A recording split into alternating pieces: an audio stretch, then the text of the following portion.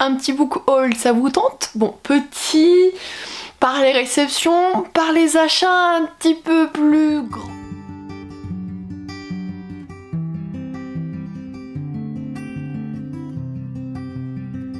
Avant de typiquement commencer la vidéo, de vous dire bonjour, l'intro et tout ça, je tenais à vous dire un petit truc très particulier, mais attention à votre timer, puisque jusqu'à ce soir 20h, sur ma boutique By Kimi Collection, vous avez tout du coup en barre d'informations. Toutes les bougies littéraires que j'ai pu faire jusqu'à présent sont en précommande, et après celle-ci, on n'en parle plus, ce sera terminé. Je passerai à toutes les autres collections que j'ai en tête, dont j'ai déjà acheté certaines choses, donc n'hésitez pas à aller voir un petit peu. Vous en avez autour de Grisha, Eskari, la chronique des Bridgerton, des moments de lecture, livrophage, enfin vous avez plein de choses, vous en avez 9, donc si ça vous intéresse, c'est jusqu'à ce soir 20h. Hey, salut les Kimichou, j'espère que vous allez bien. Aujourd'hui sur la chaîne Book Haul mensuel, donc ce sont tous les achats, cadeaux et réceptions du mois de juillet qui apparaissent du coup sur la chaîne YouTube en ce mois d'août. Bon oui, il y a toujours mon bazar qui est derrière, en fait c'est un book and haul avec tout ce qu'il faut pour envoyer les livres, mais comme je suis pas sûre de pouvoir m'occuper de tout ça, Vinted et compagnie, avant de partir en vacances, bah ça reste là et ça arrivera sûrement du coup à la rentrée. D'ailleurs ces vidéos s'arquent toujours de la même manière sur ma chaîne si vous ne connaissez pas. On débute avec les services de presse qui sont des romans, ensuite services de presse graphiques, les cadeaux que j'ai pu avoir et tous mes petits achats. Dernière chose qui va changer dans ce book haul, et dès à présent j'ai écouté un petit peu vos retours sur Instagram après que je vous ai posé une question parmi d'autres. Le fait est que c'est vrai que c'était assez redondant sur ma chaîne que je vous donne les résumés un petit peu dans toutes mes vidéos, et je peux comprendre que c'est quelque chose qui soit un petit peu plus lourd en fait quand on regarde une vidéo, parce qu'au bout d'un moment, bon bah on a déjà eu le résumé en reading vlog, là on l'a en book haul, en update, ça fait beaucoup. Donc du coup les book hauls vont être un petit peu différents, je vais vous donner plutôt le thème du livre, fantastique fantasy, la particularité du roman, mais je n'entrerai pas plus dans les détails des résumés afin de ne pas trop alourdir en fait votre visionnage tout simplement. Je vous propose de débuter avec la catégorie la plus courte, je crois, enfin l'une des plus courtes de ce book haul. Ce sont les services de presse romans, et oui, puisque j'en ai eu que, entre guillemets, 3 ce mois-ci. Tout d'abord, j'avais reçu un nouveau programme de parution des éditions Snag, et malheureusement, bah, les titres me tentaient pas forcément plus que ça, on était sur du contemporain, bien que les jaquettes soient sublimissimes, donc n'hésitez pas à checker un petit peu tout ça. Mais moi, il y en a un autre titre qui me titillait, c'est donc celui-ci, c'est Fleur de Co de Laetitia Danae, donc aux éditions Snag.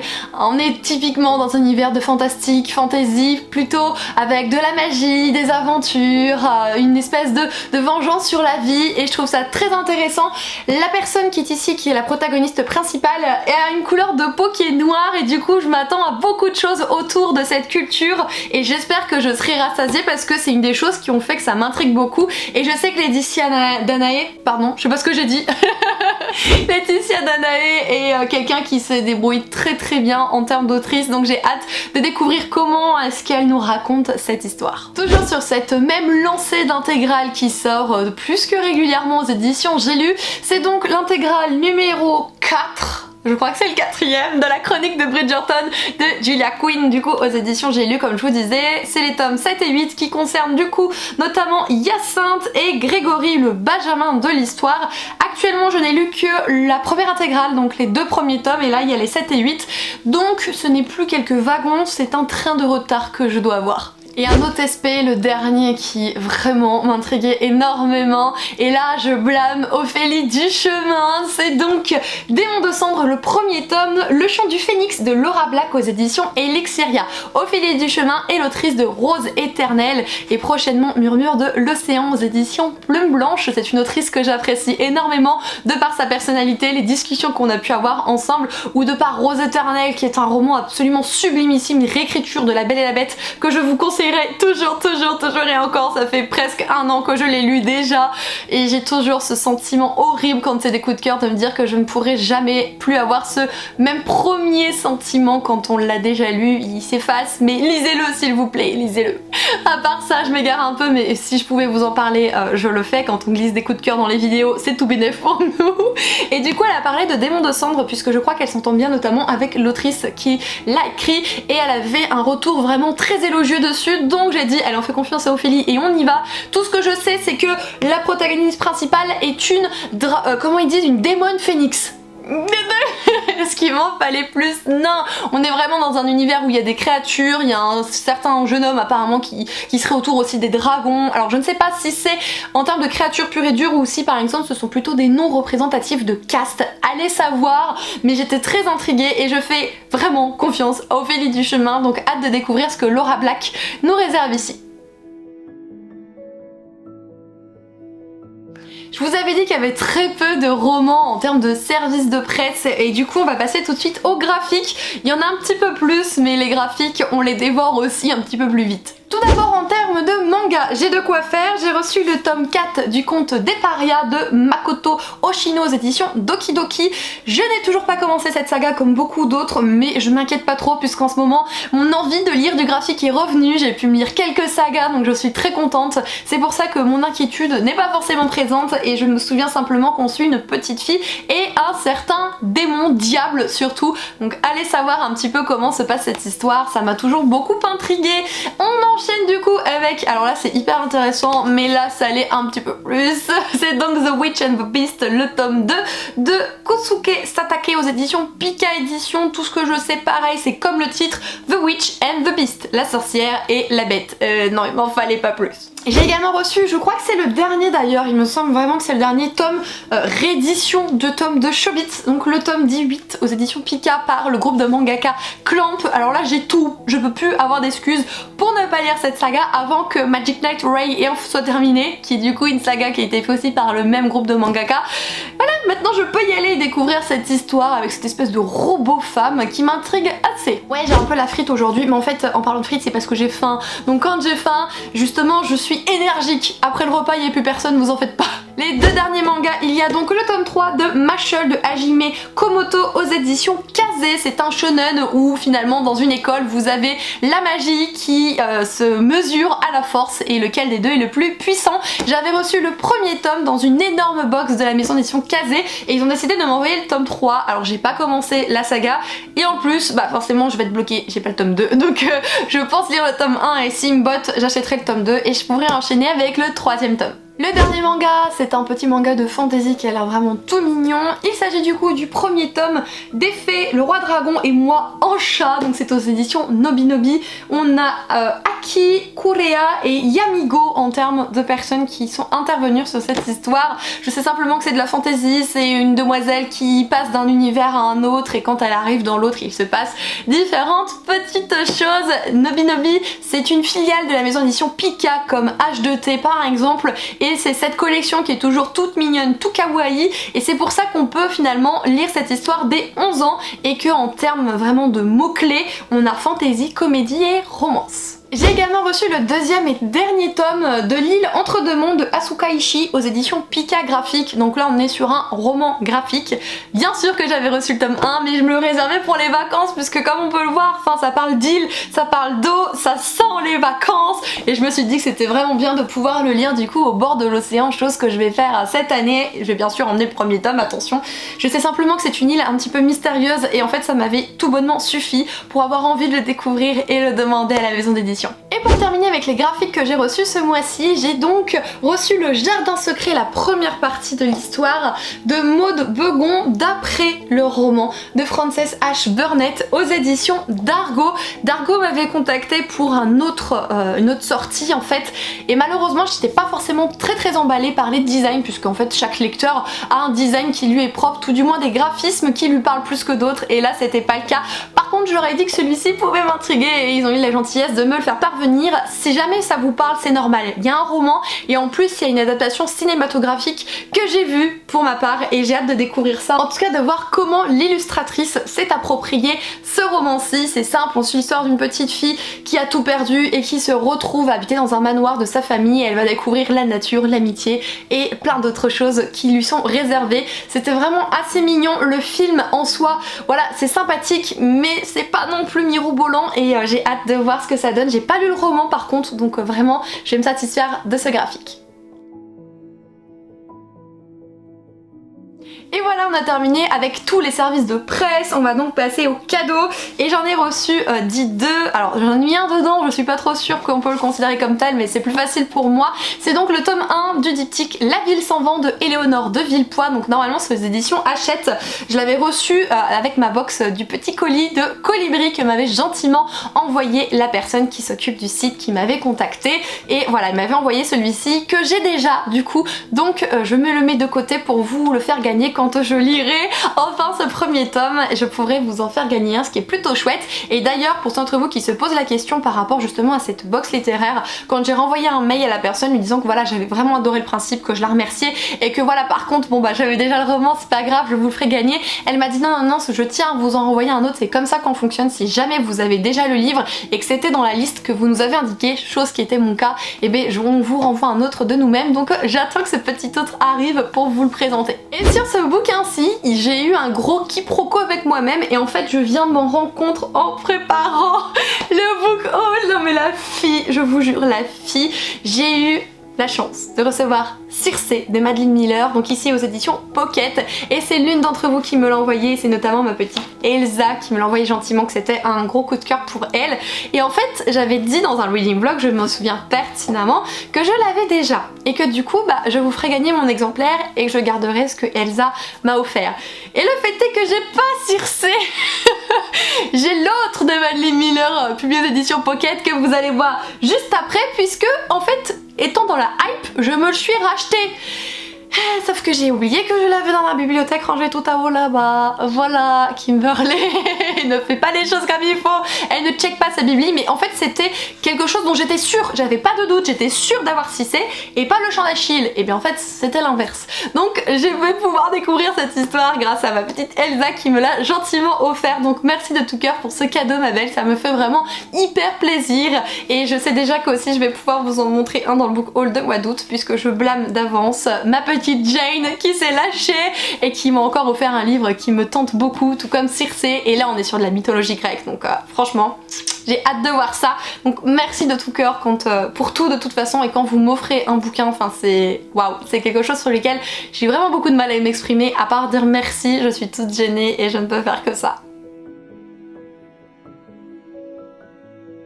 On en vient du coup à mes achats. Vous allez voir que c'est la plus grosse partie de ce book haul et j'ai décidé de commencer par les graphiques, puisque effectivement j'ai acheté quelques petits graphiques. Tout d'abord, je n'ai pas résisté à la sortie de ce manga-ci, à savoir l'Eden des sorcières de Yumeji. C'est le premier tome qui est publié aux éditions Kiyun. Je ne sais que ce qu'il y a sur la couverture, c'est-à-dire une sorcière et un espèce de loup dont finalement la nature a pris possession. Vous voyez, il y a un petit peu d'herbe qui sort de son œil, etc., etc. Alors, l'amoureuse que je suis du studio Ghibli ne peut pas s'empêcher de voir un clin d'œil à Princesse Mononoke, voilà, c'est dit. Mais ça n'empêche que ça m'a l'air vraiment très intéressant, c'est pour ça que j'ai craqué. Enfin, une sorcière, un espèce de monde avec des animaux qui ont l'air très puissants et la nature apparemment qui s'invite. Oui, je l'achète. J'ai aussi craqué pour une saga manga qui me disait depuis très longtemps. Donc pour le moment je me suis acheté que le premier tome, mais c'est déjà pas mal. C'est donc la saga Kazane, donc la voleuse de visage. C'est de Daruma Matsura aux éditions Kiyun. Donc là le titre vraiment indique tout, la voleuse de visage. Je connais vraiment le pitch, j'essaye de pas trop vous en dire, mais simplement une demoiselle va pouvoir avoir cette particularité de voler le visage des autres, et quand on est traité comme une paria, comme une moche, comme une moins que rien, qu'est-ce que ça va changer dans sa vie? Voilà grosso modo. Je sais que le manga est terminé et il me semble qu'il y a 14 tomes, et il y a aussi un roman qui a été publié là-dessus aux éditions Lumen. Je pense que je découvrirai après coup, une fois que j'aurai lu la saga.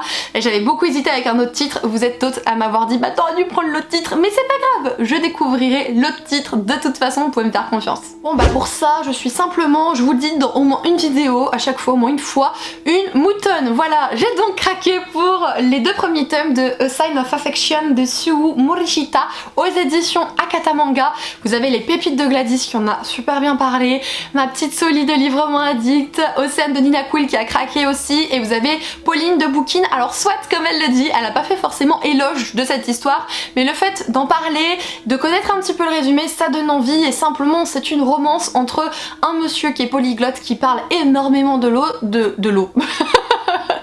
énormément de langues, pardon, et une demoiselle sourde et muette qui ne parle que la langue des signes, langue que lui ne parle pas. Que le handicap finalement qui est mis ici en avant fait que ça va être une romance avec laquelle je pense passer un très bon moment, et comme l'a dit ma petite Soli, apparemment c'est vraiment du mignon kiki choupinou à la crème, donc on va voir ce que ça donne. Un manga dont je n'ai pas du tout entendu parler et pourtant qui pourrait vraiment être intéressant à mettre en avant, c'est celui-ci, c'est Celle que je suis. Donc au scénario on a Bingu Moriyashi et au dessin c'est Suwaru Koko aux éditions Akata. Là on va parler de transidentité et donc de personnes transgenres. Attention, je préfère vous dire puisque je me suis fait avoir et peut-être que tout le monde ne connaît pas cette information. Quand on parle de quelqu'un de cette communauté et qu'on le désigne comme transsexuel, c'est quelque chose qui peut être blessant pour ces personnes, puisqu'en fait ce qu'on va pointer du doigt là-dessus c'est plutôt l'acte chirurgical, tout le côté psychanalyse qui va derrière, etc. Et c'est quelque chose qui est négatif, qui est péjoratif pour ces personnes-ci. Donc si jamais vous l'ignorez, sachez que c'est un mot qu'il faut éviter. Alors je sais pas depuis quand, je sais pas comment est-ce qu'on en est venu là, puisque dans ma tête, en fait, ça faisait partie du langage courant, le mot transsexuel, et effectivement, ça en fait partie. Simplement, la connotation médicale, l'acte chirurgical, vraiment qui désigne et qui pointe du doigt, a une connotation négative et je l'ignorais. Donc peut-être que vous aussi, donc au moins vous aurez appris peut-être quelque chose. J'ai fait moi-même la boulette et vous avez été quelques-uns à me reprendre gentiment et je vous en remercie. Je suis la première à le dire, hein, je suis pas parfaite et j'essaye d'aller dans des terrains que je ne connais pas forcément. Donc je suis contente que vous le preniez de cette manière et encore une fois, comme toujours, j'espère en tout cas n'avoir blessé personne. Et on va parler de ça dans ce manga, donc je suis trop contente d'avoir pu le découvrir et peut-être qu'il vous intriguera par ce sujet. Je continue dans tout ce qui est un petit peu représentation et là on va partir sur une relation entre deux hommes avec notamment le fil du destin de Yoshio Akira aux éditions Anna Collection. Donc ça c'est grâce à Alex Bouquin en Prada que j'ai très envie de découvrir cette histoire où finalement un jeune homme ne pensait pas être amoureux des hommes, il est plus attiré par les femmes et le destin va mettre un homme sur sa route et les choses vont changer du tout au tout. Voilà, je vous raconte pas toute cette histoire de fil du destin, c'est assez intéressant et c'est quelque chose aussi qui peut vous être assez intriguant, je vous avoue. Je vais vraiment rapidement de manière générale dans ce book haul, vous l'avez compris, pour que du coup ce soit moins long pour vous, mais si jamais vous voulez les résumés complets de ce manga, je vous mets juste ici mon dernier reading vlog et je vous ai fait les résumés complets de tous ces mangas, donc là-dessus vous êtes tranquillou. Je vous présente aussi celui-ci, donc c'est Dear Jane, je sais pas comment on dit, de Kaya Azuma, donc ça c'est aux éditions, alors Anna Collection, premier tome. Là on va typiquement avoir une histoire où on va être amené à remonter dans le temps et à découvrir une romance entre deux hommes, un homme finalement qui sait qu'il aime les hommes, qui a une situation aisée, et un autre qui a une situation précaire et qui ne connaît rien à l'amour puisqu'il vient plutôt d'une communauté amish. Voilà un petit peu ce qu'il en est, alors qu'il ne connaît rien à l'amour, c'est un grand mot, attention, je veux pas juger cette communauté du tout, mais en tout cas l'amour homme-homme chez les amish, ça ne passe pas. Donc voilà, on est vraiment sur cette empreinte où finalement un homme ne connaît pas, un homme connaît et ils vont sûrement, je pense, se découvrir, le tout dans une histoire où on remonte le passé. Donc je trouve que ça a l'air assez intéressant, j'étais très curieuse de découvrir ça et j'espère vraiment accrocher à ce manga. Pour terminer dans les graphiques, j'ai craqué pour celui-ci, c'est donc Mystic Land. Alors je sais pas si c'est le premier tome ou pas de Mystic Land, allez savoir. C'est de Marta Alvarez et Laia Lopez aux éditions Hachette. Vous avez déjà un autre petit manga, enfin manga non, c'est plutôt un roman avec quelques illustrations dedans qui se baladent. Donc vous en avez qui font parfois toute une page et qui est en couleur qui plus est, par exemple, voilà. Mais je sais que dans l'autre saga, il y avait des bulles comme des BD. Alors je sais pas si c'est le cas ici, j'ai l'impression que c'est plus des images qui sont dites décoratives.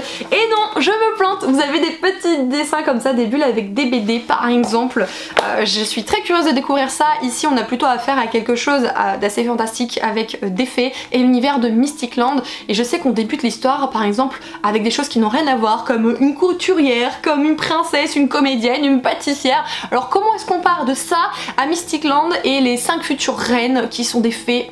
Alors là je sais pas, mais en tout cas j'étais très intriguée par cette histoire. Petit achat que j'ai fait pour une fois sans consulter Librement Addict et je m'en mords les doigts. Voilà, j'ai donc craqué pour ce livre-ci, c'est Les Brumes d'Avalac de Mara Wolf aux éditions Michel Lafon, c'est le premier tome.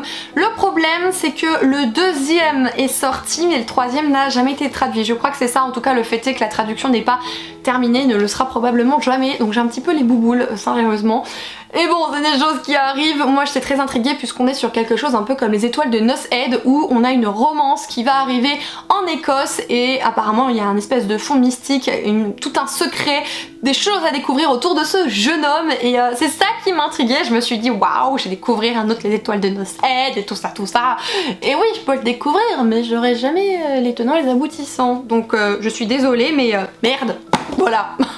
Lors d'une petite commande, j'en ai profité pour glisser ce livre aussi puisque c'était dans la boutique d'une Vinted et il y avait Rendez-vous avec le mal, pas avec le crime, avec le mal pardon, les détectives du Yorkshire. C'est le tome 2 de cette saga de Julia Chapman aux éditions Robert Laffont. C'est donc un...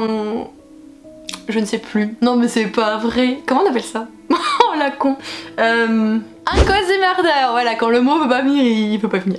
C'est donc un cozy murder, j'ai le premier tome dans ma palle et je crois que la dame elle le vendait 2 ou 3 euros, donc bah je l'ai rajouté à ma commande. Je me suis dit au moins si le premier me plaît, j'aurai la suite. Pour le moment je n'ai lu qu'un seul cozy murder, mais pour autant, bah derrière ça m'avait vraiment plu, donc j'en ai acheté quelques autres. Bah c'est bien, hein, maintenant il faut que je les lise, c'est mieux. Et l'objet de cette commande en fait c'était le premier tome notamment de Agatha Raisin, donc la quiche fatale de MC Beaton, donc ça c'est aux éditions Albin Michel et ça c'est aussi un cozy murder. Enfin, Agatha Raisin est extrêmement connue comme personnage, en tout cas moi je le connaissais déjà alors que j'étais pas forcément dans l'univers du cozy murder, donc j'espère que je vais accrocher à cette saga, on verra. Sinon j'ai le temps, il y a une vingtaine de tomes, c'est toujours en cours, donc franchement je prends mon temps, il n'y a pas de souci là-dessus. Et j'ai craqué pour un autre bouquin sur Vinted, alors je connais rien de cette histoire, mais c'est tant mieux parce que je ne veux pas, je pense que vous la connaissez, la suite est sortie, il y a aussi une adaptation cinématographique en série, enfin je pense que tout le monde connaît, il y a juste moi qui n'ai pas lu. C'est donc La Servante écarlate de Margaret Atwood, je sais pas comment je dis ça, aux éditions Robert Laffont. En fait c'est l'édition limitée poche que j'ai avec notamment La Tranche Rouge que j'ai trouvé pour vraiment pas grand chose sur Vinted et je suis très intriguée par cette histoire. J'ai pas du tout voulu me renseigner sur le résumé, même si je sais que j'avais des pistes dans ma tête, elles ont fui, c'est très bien, allez-vous-en, voilà, que je puisse le découvrir tranquillement. Donc le tome 2 est sorti, je sais pas s'il est sorti dans cette édition poche aussi par exemple, oui c'est pour ça aussi que j'ai craqué, j'avoue, mais je sais pas si le tome 2 est sorti comme ça aussi. Si c'est le cas il faudra que je traîne pas trop parce que c'est une édition limitée du coup. Il y a pas mal de livres notamment parce que je fais un petit tour dernièrement à France Loisirs et du coup j'ai pris le programme là-bas et j'ai pu avoir pas mal de livres, il y en avait en solde avec des offres, t'en achetais tant, t'en avais tant offert. Quand on rentre dans le programme France Loisirs vous avez un bouquin acheté, un bouquin offert et j'ai pu faire ça avec 2 intégrales. Alors là j'étais en feu, donc du coup j'ai eu 2 intégrales pour le prix d'une, donc 20 euros.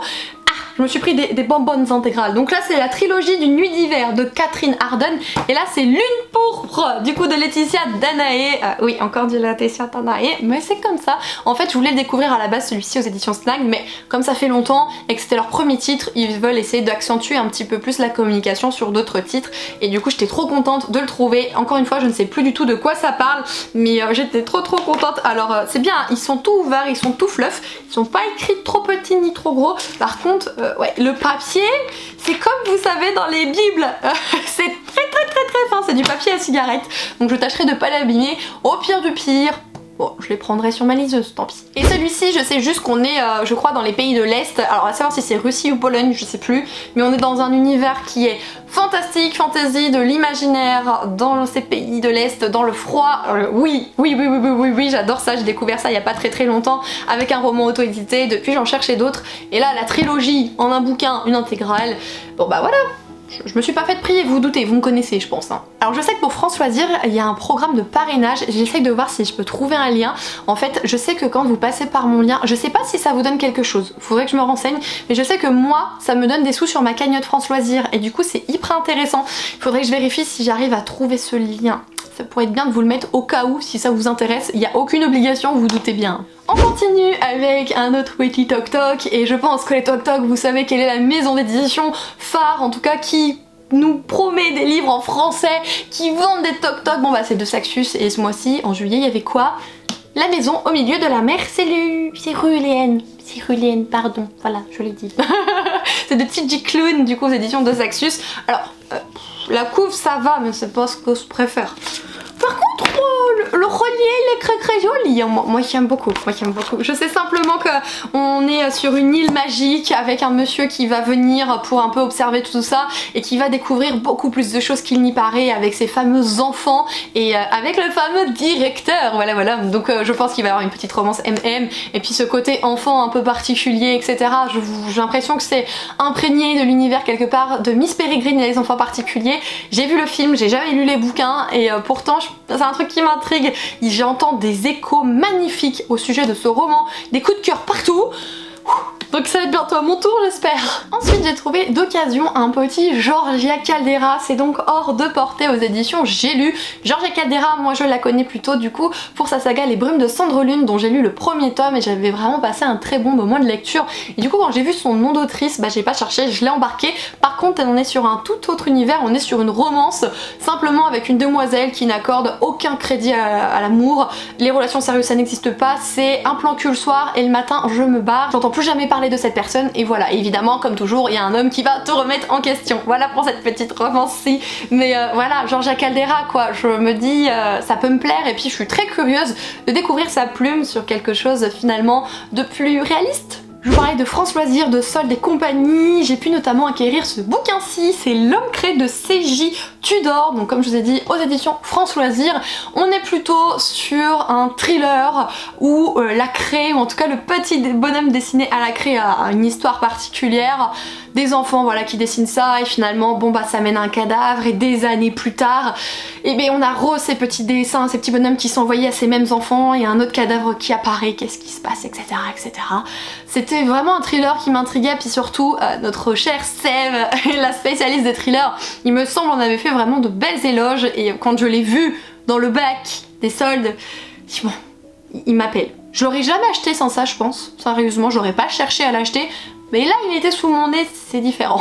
J'ai également pu trouver d'occasion un roman qui m'a beaucoup intrigué à une époque, que j'avais un petit peu occulté, mais alors là je l'ai vu, je l'ai pris. C'est donc le premier tome de la saga Let the Sky Fall de Shannon Messenger, aux éditions du coup Lumen. Shannon Messenger qui est effectivement l'autrice des Gardiens des Cités Perdues, saga jeunesse publiée aux éditions Lumen que j'aime vraiment beaucoup même si je ne suis pas à jour pour le moment. Et en fait ça c'est une autre trilogie, il me semble que c'est une trilogie mais oui, qu'elle a écrit pareil chez Lumen Édition. On est sur une fille tempête qui a ce pouvoir-ci et un jeune homme qui a tout perdu à la suite de ça et ils vont se retrouver tous les deux, il va devenir d'autres choses, d'autres dangers simplement et je trouvais ça hyper intéressant, hyper intriguant, je fais confiance de toute façon à l'autrice. Donc puis là il était à 6 € alors bon, hein, je suis raisonnable mais faut pas pousser. Vous allez me dire ouais la fille est raisonnable, elle nous présente 20 000 achats. Soit, mais j'ai eu que des bonnes affaires, que des bonnes occasions, des trucs visiblement en occasion hein, que j'ai eu à super prix, ou des trucs neufs qu'on m'a fait un acheter, un offert et bazar, enfin voilà, je réponds de rien. On continue du coup avec celui-ci, voilà encore une raison pour laquelle j'achète, hein, ma 40 €. C'est donc le premier tome de la guerre du Lotus, alors je crois que c'est le nom c'est la guerre du Lotus, le tome, et la saga il me semble que c'est Storm Dancer, je crois que c'est ça. Donc c'est de J. Christophe aux éditions Brajlon dans la collection Big Bang. J'ai vu que le tome 2 sortait très prochainement aussi dans cette réédition-ci puisque ça date un petit peu. Je pense sincèrement, tout comme l'a dit ma petite Soli dans son book haul, que Brajlon profite un petit peu de l'engouement qu'il y a autour de cet auteur puisque sa saga Nevernight, publiée aux éditions de Saxus, fait un carton et je pense que celle-ci était passée un peu à la trappe donc du coup ils essayent de la remettre un petit peu sur les présentoirs pour que tout le monde puisse la découvrir et craquer. Très très bien, je sais simplement qu'on est au cœur un petit peu d'une histoire plutôt sur le continent asiatique, mêlant des choses un petit peu samouraï, sabre, etc. Et il m'en fallait pas plus. Déjà j'ai vu J. Christophe, j'ai fait waouh, j'ai vu 10 €, j'ai fait waouh. Et du coup j'ai vu un petit peu ce truc, ce continent, ce contexte dit asiatique. Waouh, bis, il m'a achevé. Toujours chez France Loisirs, j'ai trouvé ce petit bouquin-ci. Méfiez-vous de la couverture, je suis sûre qu'il va nous déglinguer. C'est une balançoire pour deux de Nancy Turner Stevenson. Pourquoi je vous dis qu'il va nous déglinguer? Déjà, on aborde des sujets comme les troubles alimentaires et les crises d'angoisse. Donc si c'est des choses qui peuvent vous trigger, attention à vous. Et en fait, on va aborder ça au regard de deux jeunes filles. L'une qu'on sait qu'elle souffre et l'autre qui est hyper joyeuse et pourtant qui lui arrivait des trucs horribles dont on va découvrir aussi. Donc je pense sincèrement que waouh, il va être très dur, donc je suis contente de l'avoir découvert, je ne le connaissais pas et à la base il est publié aux éditions Pocket Jeunesse. Alors est-ce que du coup il sera moins dur parce que c'est un PKJ, je suis pas sûre, j'ai très peur, voilà, mais j'ai quand même pas résisté. Au final je l'ai pas payé celui-ci, donc est-ce que je me fais prier? Vous me connaissez, je peux pas laisser des choses comme ça. Je vous propose de continuer avec un titre sur lequel je n'avais pas porté mon attention à l'époque. Là quand je l'ai vu, je me suis dit bon, j'en ai vu un peu parler quand même, entendu parler, vu tourner, regarde un petit peu et ça m'a franchement emballé. C'est le premier tome de Sang et de Rage de Tomi Adeyemi, donc chez France Loisirs, sinon je crois que c'est chez Nathan Édition qu'il a été publié et j'étais très intriguée. Déjà on est sur, alors je sais pas si on peut dire un own voice dans la mesure où on est sur quelque chose de fantasy fantastique, mais l'autrice est donc une personne de couleur de peau métisse. Alors je crois qu'elle elle a l'air plus peut-être métisse que noire, je pense, je ne sais pas, un peu importe. Et le fait est que là on a une histoire où on parle de magie et le tout dans une Afrique imaginaire justement. Et là je me dis waouh, ça a l'air trop bien, enfin une espèce de magie qui a été volée, des gens qui ont été dépossédés de leur pouvoir, un peuple qui devient esclave, le tout dans dans une Afrique imaginaire, retranscrit par une personne métisse. Punaise. Voilà, je suis vraiment trop contente, ça a l'air super bien, le tome 2 est déjà sorti, je le sais. Je ne sais pas par contre si c'est une duologie ou non, mais ça peut peut-être vous intéresser. En tout cas, bah moi ça suffit pour m'intriguer et rien que en fait de reparler des fois des livres que j'ai achetés là dans les book hauls, je me remets la hype toute seule. C'est bon ça. Accrochez-vous, il ne reste du coup plus que 5 livres. J'ai craqué pour cette édition poche de La mère d'Eva de Cilia Ferreri aux éditions Pocket. On est sur quelque chose de très différent par rapport à ce que je lis d'habitude. C'est simplement le récit d'une mère qui voit sa fille entrer dans une chambre d'hôpital au bout du monde pour en sortir avec un sexe différent. On est sur une histoire encore transgenre, mais du regard de la mère qui essaye de comprendre ce qui se passe, d'accepter que sa fille n'est pas fille en fait et que finalement elle va avoir ce changement aussi physique qui va se faire, et tout le avant, le je me pose des questions et le après, l'acceptation des autres, de soi, etc. Ça a l'air très intriguant. Franchement, il est petit, il fait 250 pages, mais je pense qu'il peut être absolument pas tragique mais bouleversant. Vraiment c'est le mot, je pense qu'il peut être bouleversant, qu'on soit concerné ou non, du moment qu'on est un petit peu sensible à ce genre de sujet. Oh, je pense que vraiment je vais me prendre une claque moi. Bon bah je vous l'ai dit, hein, le fameux Chant d'Achille, achat doublon, voilà, ma bêtise, donc Madeline Miller, édition Pocket, tout ça. Je ne suis pas fière de moi, mais c'est pas grave, je verrai si je le garde, si je le mets sur Vinted, enfin si je le mets sur Vinted ou si je le garde pour un prochain concours. Allez savoir, puisque je fais plein de concours, mais jusqu'à présent je suis en retard dans tous mes tirages au sort, alors bon, ça sert à quoi, hein? Je continue avec deux petits achats de Bitlit que j'ai fait à Nose, entre autres. Il y a donc celui-ci, c'est le premier tome de la saga Ange déchu, donc Convoitise de J.R. Ward aux éditions Milady. Je sais simplement qu'on est sur une romance qui va concerner un ange et une autre personne, et au milieu un démon va s'initier. De toute façon, dès qu'il y a des anges, je suis très intriguée, non pas parce que je suis un ange, hein, je pense typiquement que les personnes me connaissent, me considéraient plutôt comme une diablesse. J'assume, y a pas de souci, mais je sais pas, ça m'avait assez intriguée et je l'ai payé 2 €, donc je me suis dit dans le pire des cas, je prends pas un risque foufou. Tout pareil avec cette saga, bien que le doute est présent. Il s'agit du coup de la saga du monde de la chasseuse de la nuit. Donc le premier tome, c'est La première goutte de sang de Janine Frost aux éditions Milady.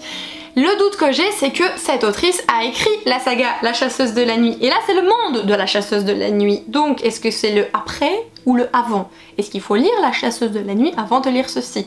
Je pense que la meilleure personne qui pourrait me renseigner, c'est typiquement Océane, hein, de Nina Quill, puisque c'est une de ses sagas préférées, qu'elle revendique et qu'elle essaye de fourriguer à tout le monde.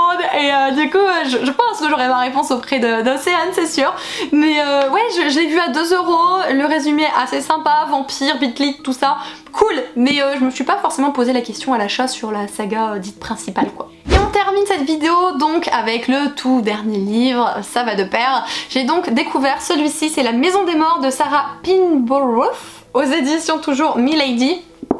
Oui, c'est un toc-toc, voilà, et en plus, voilà, et shiny, vous l'avez vu. Maintenant, je vais arrêter de bouger pour pas vous abîmer la rétine, mais je sais qu'on est dans une histoire un petit peu angoissante, où on a des personnages qui se retrouvent sur une île, sur une maison, et apparemment l'angoisse serait la matière première de l'histoire. Mais le fait est que les retours qui sont sortis ne sont pas forcément dithyrambiques, et en plus de ça, les personnes s'attendaient à un truc vraiment angoissant et ont été déçues. Le fait est que je suis une fille qui a un trouillomètre qui se remplit mais genre super vite, donc ça va peut-être me suffire moi, allez savoir. Et en plus il y a les tranches qui sont noires, enfin le travail de la maison d'édition là-dessus est vraiment top. Et bien voilà les Kimichou, j'ai donc terminé de vous tourner ce book haul-ci. N'hésitez pas à me dire si vous appréciez un petit peu plus ce format, dans le sens où j'entre moins dans tous les résumés, mais plutôt vous avez un aperçu global de quoi va traiter le livre sans rentrer dans les détails. J'espère que vous aurez passé un bon moment en ma compagnie. Le fait est que j'ai adoré vous tourner cette vidéo aussi. Je suis contente de mes achats, mais j'ai pas mal de choses à bouquiner, comme bon bah déjà tout ce que j'ai derrière, vous vous en doutez. J'ai hâte de savoir un petit peu si vous avez envie de me faire des retours sur certains bouquins, sur les achats que vous avez fait, les achats que vous allez prévoir. On ne parle pas de Deux Saxus, hein, parce que j'en peux plus. Il y a trop de titres, trop de nouveautés, trop de suites, trop de sous à leur donner à cette maison d'édition, donc je pense qu'on en parle déjà beaucoup. Je sais que vous aussi et moi-même, nous sommes hyper intéressés, donc là-dessus, si vous avez autre chose à me dire sur des titres par exemple un petit peu plus méconnus, pourquoi pas, ça peut être hyper intéressant. Allez, j'arrête de vous embêter avec les livres pour aujourd'hui. Je vous souhaite d'avance une très belle journée, de très belles lectures et je vous dis évidemment à très bientôt. Ciao tout le monde!